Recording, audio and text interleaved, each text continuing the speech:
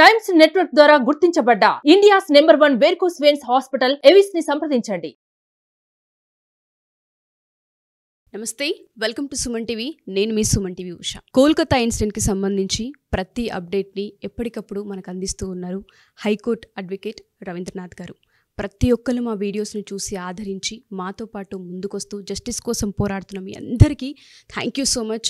And especially కనుక మేము చూసుకుంటే అటాప్సీ రిపోర్ట్ ఎప్పుడైతే మేము చేశామో ఒక ఆడపిల్ల 3 గంటల పాటు ఎటువంటి నరక యాతన అనుభవించి ఉంటుందో, ఇంటర్నల్గా ఎలాంటి డ్యామేజ్ అయి ఉంటుందో ఆ రిపోర్ట్ వచ్చిన తర్వాత ఒంటిపైన 14 చోట్ల మానవ మృగంలా గాయం చేసిన ఆ గాయాల గురించి కూడా ఆయన మాట్లాడడం జరిగింది. అండ్ దాంతోపాటు జస్టిస్ కావాలని ఎవరైతే అడుగుతూ ఉన్నారో ఆ జస్టిస్ వైపుగా సుప్రీంకోర్టు ట్రయల్స్ ఎప్పుడైతే చేస్తుందో దానికి సంబంధించిన ఇన్ఫర్మేషన్ కూడా హైకోర్టు అడ్వకేట్ రవీంద్రనాథ్ గారు మనకి ఎప్పటికప్పుడు అందిస్తూనే ఉన్నారు. ప్రస్తుతం మనం చూసుకుంటే ఇందులో చాలా కీలక అంశాలు బయటకు వస్తూ ఉన్నాయి. ఇవాళ రిపోర్ట్ అసలు ఏ విధంగా ఉంది అండ్ దాంతోపాటు జస్టిస్ ఏ విధంగా ముందుకు తీసుకెళ్లే అవకాశం ఉంటుందన్న వాటిపైన హైకోర్టు అడ్వకేట్ రవీంద్రనాథ్ గారు ఉన్నారు. ఆయన అడిగి తెలుసుకుందాం. నమస్తే సార్. నమస్తే మౌష. కోల్కతా ఇన్సిడెంట్ ఏదైతే ఉందో ఎన్నో ఎపిసోడ్స్ ఇన్ఫర్మేషన్ మీరు అందించడం జరిగింది. First of all thank you so much. ఇవాళ కనుక మనం చూస్తే ఏ విధంగా ట్రయల్స్ జరుగుతున్నాయి, పూర్తి ఇన్ఫర్మేషన్ ఏంటి, ఏ విధంగా జస్టిస్ జరిగే విధంగా ముందుకెళ్ళే అవకాశాలు ఉన్నాయంటారు? ఉష గారు, యాక్చువల్గా మనం అనుకున్నట్టుగా అటాప్సీ రిపోర్ట్ మనం అప్పటి నుంచి వీడియోస్ చేస్తున్నాం. దీనికి సంబంధించి జస్టిస్ అభయ పేరు మీదుగా జాతి యావత్తు ఆ సేతు హిమాచలం కూడా ముక్త కంఠంతో ఆ అమ్మాయికి న్యాయం జరగాలి, నిందితుల్ని ఉరితీయాలి అని ముక్త కంఠంతో ఆ సేతు హిమాచలం ప్రతి ఒక్కరు జాతి మత కుల లింగ వివక్ష లేకుండా ప్రతి ఒక్కరూ ముక్త కంఠంతో ఈరోజు కోరుకుంటున్నారు. ఈ జస్టిస్ కూడా డిలే కాకుండా ఎంత తొందరగా వీలైతే, ఎందుకంటే లేట్ అవుతున్న కొద్దీ సాక్ష్యాలను తారుమారు చేసే అవకాశం ఉంటుంది. రాజకీయ నాయకులు కావచ్చు, రకరకాల అదృశ్య హస్తాలు దీని మీద ఇన్ఫ్లుయెన్స్ చేసి జరగాల్సిన న్యాయం జరగకుండా లేట్ అయ్యే అవకాశం ఉందని ప్రతి ఒక్కరు తొందరగా కోరుకుంటున్నారు. ఇమ్మీడియట్గా ఈ విషయంలో మనం సుప్రీంకోర్టుని మనం అప్రిషియేట్ చేయాలి. జ్యుడిషియరీ ఎప్పుడు కూడా మేము మీకు అండగా ఉంటాం, ఈ జాతికి మేము అండగా ఉంటామని జ్యుడిషియరీ ఇంగైనటువంటి సుప్రీంకోర్టు, దేశంలో అత్యున్నత న్యాయస్థానటువంటి సుప్రీంకోర్టు, అది కూడా సిజిఐ గారి నేతృత్వంలో ఒక త్రిసభ్య కమిటీ ఫామ్ అవ్వడం, ఇమ్మీడియట్గా సుమోటోగా తీసుకుని ట్రయల్ స్టార్ట్ చేశారు. వాళ్ళు ఎప్పుడైతే స్టార్ట్ చేశారో ఇమ్మీడియట్గా వాళ్ళ యాక్షన్స్లో దిగి అటు సిబిఐ కానివ్వండి, ఫోరెన్సిక్ రిపోర్ట్కి, గవర్నమెంట్కి, అన్ని సెగ్మెంట్స్కి ఇందులో ఎవరెవరికైతే ఇన్వాల్వ్మెంట్ ఉంటుందో పోలీసులకి, లోకల్ పోలీసులతో సహా మనకి తెలిసినవి కొన్ని, మనకి తెలియనివి కొన్ని, మన సిజిఐ చంద్రచూడ్ గారి నేతృత్వంలో జరిగేటువంటి ఏదైతే డెవలప్మెంట్స్ ఉన్నాయో త్వరితగతిన జరుగుతున్నాయి ముందుకి. అందులో భాగంగా డే ఆఫ్టర్ బిఫోర్ ఒకసారి ఒక ట్రయల్ జరిగింది. ఇమ్మీడియట్గా అందరూ కూడా ప్లాన్ ఆఫ్ యాక్షన్లో దిగారు. దానికి సంబంధించి ఈరోజు 22వ తారీఖు ఈరోజు కూడా ట్రయల్స్లో అవన్నీ కూడా సబ్మిట్ చేయమని చెప్పించారు. అంటే దీన్ని 2 రకాలుగా, ఒకటి సిబిఐకి, at the same time SIT special investigation టీమ్కి గైడ్లైన్స్ ఇచ్చారు. At the same time state గవర్నమెంట్కి కూడా, మమతా బెనర్జీ గారు స్టేట్ గవర్నమెంట్కి కూడా అందరికీ గైడ్లైన్స్ ఇచ్చారు. ఈరోజు ఇంటర్మ్ రిపోర్ట్స్, టోటల్ రిపోర్ట్స్ కాకపోయినా ఒక ఇంటర్మ్ రిపోర్ట్స్ అంటారు, అంటే మధ్యంతరంగా ఏం జరుగుతుంది, అట్లీస్ట్ బేసిక్ ఇన్ఫర్మేషన్ ఇవ్వండి, దాన్ని బేస్ చేసుకొని ట్రయల్స్ ఇస్తాం. జనరల్గా ఏం చేస్తారంటే డిస్కషన్ జరుగుతాయి, రిపోర్ట్స్ వచ్చేసరికి టైం పడుతుంది. ఓకే, మంత్స్ టుగెదర్, ఒక 1 వీక్ 10 డేస్ అని కాకుండా జస్ట్ ఓన్లీ 1 డే టైం ఇచ్చి ఇమ్మీడియట్గా ఇంటర్ రిపోర్ట్స్కి వీళ్ళని ముందుకు తీసుకెళ్ళడం ఉంది. రిపోర్ట్స్ ధర్మాసనానికి అందరం కూడా, దేశం యావత్తు కూడా అప్రిషియేట్ చేసేటువంటి అవసరం అయితే ఉందండి ఉష గారు. సో మీరు అన్నట్టుగానే నిన్న కూడా నేను ఒక విశ్లేషణ చూశాను సార్ మీది, అందులో అదృశ్య హస్తం కూడా ఉంది అన్న వర్డ్ని ఒకటి మీరు యూస్ చేశారు. దానికి సంబంధించిన విచారణ ఎక్కడి వరకు వచ్చింది, దానికి సంబంధించిన అప్డేట్ ఏమైనా ఉందా అండి? మమతా బెనర్జీ గారి యొక్క మేనలుడు రివీల్ చేస్తున్నాను సాహసం చేసి, అభిషేక్ ముఖర్జీ, అతను ఇన్వాల్వ్మెంట్ ఉండొచ్చు. ఎందుకంటే వాట్సాప్ చాట్ చూస్తారు సందీప్ ఘోష్కి అలాగే అభిషేక్ ముఖర్జీకి మధ్య. ఇతను తృణమూల కాంగ్రెస్లో ఒక కీలకమైన నేత. ఇతను తృణమూల కాంగ్రెస్ పార్టీ నేత కూడా మమతా బేగం అంటారు, మమతా బెనర్జీ అంటారు. సో బెనర్జీయా బేగం అనే తర్వాత విషయం. అయితే ఇందులో ఈ విషయంలో తన యొక్క ఇన్వాల్వ్మెంట్ ఉన్నట్టుగా కొన్ని రిలీజెస్ జరుగుతున్నాయి. అది ఊహాగానాల వరకు ప్రస్తుతం అయితే పరిమితమైంది. అది మనకు వస్తున్నటువంటి న్యూస్ రిపోర్ట్స్ ప్రకారం మనకి ఈవినింగ్ వరకు కొంత అప్డేట్ వచ్చే అవకాశం అయితే ఉంటుంది. బట్ ఒక ఇన్వాల్వ్మెంట్ జరిగింది. ఎందుకు సస్పెక్ట్ చేస్తున్నామంటే, సంఘటన జరిగిన తర్వాత రాష్ట్ర ప్రభుత్వం తీసుకున్నటువంటి చర్యలు ప్రతిదీ అనుమానాస్పదంగా ఉంది.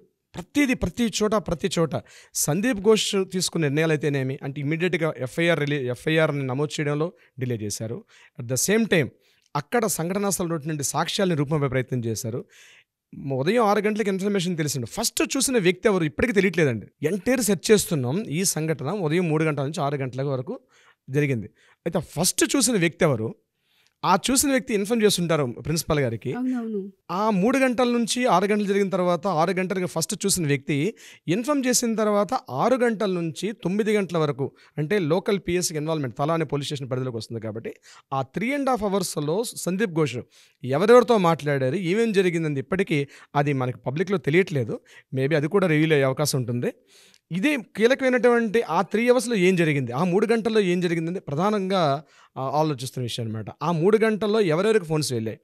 ఇక్కడ నేను అనుకుంటున్నాను ఇది పెద్ద పెద్ద నేతలతో జరిగిన సంఘటన, బహుశా రాజకీయ పునాదులు కూడా కదిలే అవకాశం ఉంది. ఆ 3 గంటల్లో జరిగిన సంభాషణ సందీప్ ఘోష్ గారికి ఎవరు అదృశ్య వ్యక్తి అని చెప్తున్నాం కదా, అది బహుశా ఇవాళ సాయంత్రం మనం రివీల్ చేద్దాం. ఆడియన్స్ అందరూ మనతో పాటు కనెక్ట్ అయితే అది 100% మనం తొందరగా అందరికన్నా ముందే చేసే అవకాశం ఉంటుంది. ఒక ఆడపిల్ల ఫస్ట్ ఆఫ్ ఆల్ ప్రతి ఆడపిల్ల కోరుకుంటూ ఉంటుంది జస్టిస్ కావాలి అని. ఒక కాలేజ్లోనే ఇటువంటి ఇన్సిడెంట్ జరుగుతుంది అంటే ఇంకా సెక్యూరిటీ ఎక్కడ ఉంటుంది? ఫస్ట్ పేరెంట్స్ ఇంటిని నమ్మి బయటికి పంపించి, ఇంట్లో ఎంత బాగా నమ్ముతామో అదే కళాశాలల్లో అండ్ స్కూల్స్లో నమ్మి పంపిస్తూ ఉంటుంటారు. అటువంటి దగ్గర ఇట్లాంటివి జరుగుతున్నాయి అంటే అతి కిరాతకమైన ఇన్సిడెంట్ అని చెప్పాలి. అసలు ఊహించలేమండి, అసలు మాటలు లేవు, పదాలు వెతుక్కోవాలి. ఈ సంఘటన సంబంధించి ఇంత మనం డెవలప్ అయిన నాగరికత సమాజం, ఆ సంఘటనలో మనం పదాలు వెతుక్కోవాలి. ఆ సంఘటన గురించి ఇంకా సంఘటన అన్న పదం కూడా సరిపోదు, వేరే కొత్తగా పదాలు రాయాల్సి వస్తుందేమో. ఎన్సైక్లోపీడియా డిక్షనరీలో కూడా కొత్తగా పదాలు రాయాల్సి వస్తుంది ఇలాంటి దుశ్చర్యలకి. మీరు అన్నట్టుగానే ఇప్పుడు వైద్య రంగాల్లో మనం చూసుకున్న, విద్యా రంగాల్లో మనం చూసుకున్న ఈ యొక్క ఇన్సిడెంట్, ఈ పరిణామం వల్ల ఏమైనా చేంజెస్ వచ్చే అవకాశం ఏమైనా ఉంటుంది అంటారా? అంటే ఆ విధంగా సుప్రీంకోర్టు ట్రయల్స్ని ఏమైనా చేస్తుందంటారా? కొత్త వాటిని ఏమైనా పాస్ చేసే అవకాశం ఉంటుంది అంటారా? ఎగ్జాక్ట్లీ. దీని మీద all India institute of medical science ఈరోజు ఒక ప్లీ పెట్టారు సుప్రీంకోర్టుకి. మేము వర్క్ స్టేషన్లో, మేము ఎక్కడైతే వర్క్ చేస్తున్నామో మా వర్క్ ప్లేస్లో హెల్త్ వర్కర్స్కి మాకు ప్రత్యేకంగా మాకు కొన్ని రిలాక్సేషన్స్ ఇవ్వండి. మా సెక్యూరిటీ పరంగా మేము పనిచేస్తున్నటువంటి మా ప్లేసెస్లో మాకు సెక్యూరిటీ కావాలి. అయితే దీని మీద already supreme court day before yesterday ఇచ్చినప్పుడు ఒక గైడ్లైన్స్ ఇచ్చారు. ఒక టాస్క్ ఫోర్స్ని ఇమ్మీడియట్గా ఇంపోజ్ చేయమని చెప్పారు. ఒక టాస్క్ ఫోర్స్, ఒక 10 మంది సభ్యులు ఉన్నటువంటి ఒక కమిటీని ఏర్పాటు చేసి ఆ కమిటీ సభ్యులతోటి ఒక బాడీ ఫామ్ చేసి 2 months టైం ఇచ్చారు. 2 monthsలోగా మీరు ఈ హెల్త్ వర్కర్స్కి అలాగే డాక్టర్స్కి, ఎందుకంటే రాత్రి mid night, day and night తెలియకుండా వర్క్ చేస్తారు కాబట్టి ఎస్పెషల్లీ అక్కడ పనిచేస్తున్న స్త్రీలకి ఒక గైడ్లైన్స్ ఇవ్వాలి. ఒక స్పెషల్ టాస్క్ ఫోర్స్ ఏర్పాటు చేశారు. అదృష్టవశాత్తు ఆ టాస్క్ ఫోర్స్లో మన జి నాగేశ్వర రెడ్డి గారు ఒక మెంబర్ ఉన్నారు. అందులో మనం ప్రౌడ్గా చెప్పుకోవచ్చు. ఏజీ హాస్పిటల్ చెందినటువంటి జి నాగేశ్వర రెడ్డి గ్యాస్ట్రెంటాలజిస్ట్, అతను కూడా ఇందులో కీలక సభ్యుడిగా అందులో అపాయింట్ అయ్యారు. మనం ఈ ముఖంగా కూడా ఆయనకి మనం అప్రిషియేట్ చేయలేదు, ధన్యవాదాలు తెలుపుకోవాలి. అది కూడా ప్రౌడ్గా ఒక తెలుగు వాళ్ళకి. నెంబర్ 2 ఏంటంటే all Indian institute of medical science chairman కూడా, హెడ్ ఆఫ్ ద ప్రెసిడెంట్ కూడా మన తెలుగు వారు, ఆయన పేరు ఎం శ్రీనివాస్ గారు కూడా, ఇద్దరు తెలుగు వాళ్ళు ఆ టాస్క్ ఫోర్స్ కమిటీలో ఉండడం కూడా గర్వించదగ్గ విషయం. జాతికి, ముఖ్యంగా వైద్య వృత్తిలో ఉన్నటువంటి హెల్త్ వర్కర్స్కి ఈ మార్పు ఏదైతే ఉందో రాబోయే రోజుల్లో ఒక మంచి సంస్కరణ జరిగే అవకాశం ఉంది. అందుకని ఈరోజు ఏం చేశారంటే వాళ్ళు ఒక ఇంటర్మ్ ఒక రిట్ పిటిషన్ పెట్టారు, ఒక ప్లీ చేశారు వాళ్ళు. సో సుప్రీంకోర్టు కూడా ఇమీడియట్గా దాన్ని యాక్సెప్ట్ చేసింది.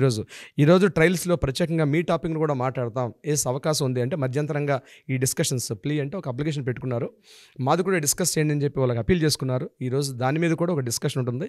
వీళ్ళైతే ఈవినింగ్ వరకు మనం అది కూడా అప్డేట్ చేసే అవకాశం ఉంది. తప్పకుండా సార్, తప్పకుండా.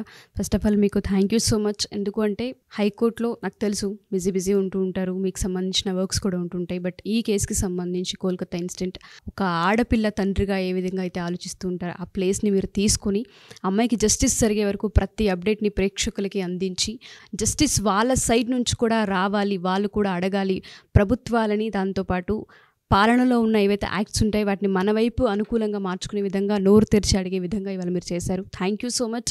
అండ్ జస్టిస్ వచ్చే వరకు పోరాడదామి. అండ్ దాంతోపాటు ఆడియన్స్ ఎవరైతే చూస్తున్నారో ప్రతి ఒక్క ఆడియన్స్ #జస్టిస్ అభయ అని ప్రతి ఒక్కరు టైప్ చేయండి. And thank you so much. ఇంకా పూర్తి వివరాలు ఈవినింగ్ వరకు అసలు ఏం జరగబోతుంది అండ్ దాంతోపాటు ట్రయల్స్ ఏ విధంగా ముందుకెళ్తుందని వాటిపైన అప్డేట్స్ ఇద్దాం. Thank you sir. Thank you so much. Suman టీవీలో మీ పర్సనల్ అండ్ బిజినెస్ ప్రమోషన్స్ కోసం కింది నెంబర్కి కాంటాక్ట్ చేయండి.